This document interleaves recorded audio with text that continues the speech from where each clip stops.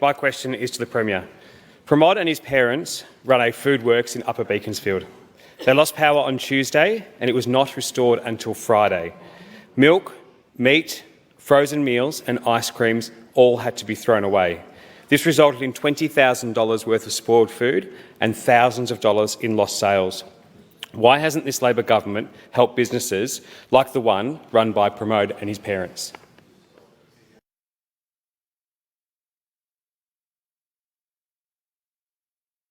Premier. Thank you, Speaker. I thank the member for Berwick for his question, and my answer to this question is similar to the previous question around supporting businesses. There are a range of existing supports that were activated very quickly following last Tuesday's catastrophic wind events that, as we have seen, have done incredible damage to homes and businesses right across the state.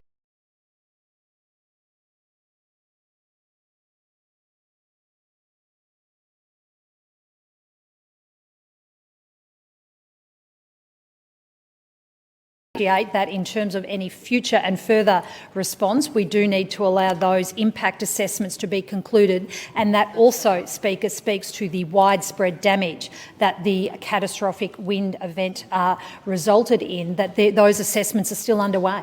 It is a matter of fact that we have around 3,200 customers without power, but we also have impact assessment teams going house by house, street by street through the affected area, which I acknowledge his area is one of those ones that were most affected. And until that has concluded, we will continue to collect the information and advice and further respond accordingly.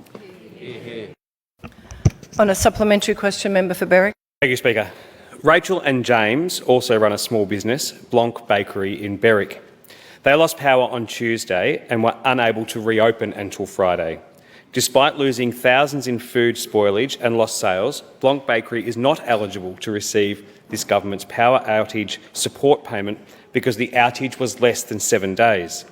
Premier, how long will small businesses like the one run by Rachel and James have to wait before Labor changes the eligibility criteria for financial support? Premier. Thank you, Speaker. Again, in answer to the previous question on a similar example, there are other supports. It would be wrong to characterise the prolonged power outage payment as the only support that is available. There are other supports that are available, and if the member for Berwick wants to provide further information, we can provide that advice to him and the businesses that he is concerned about in his local communities.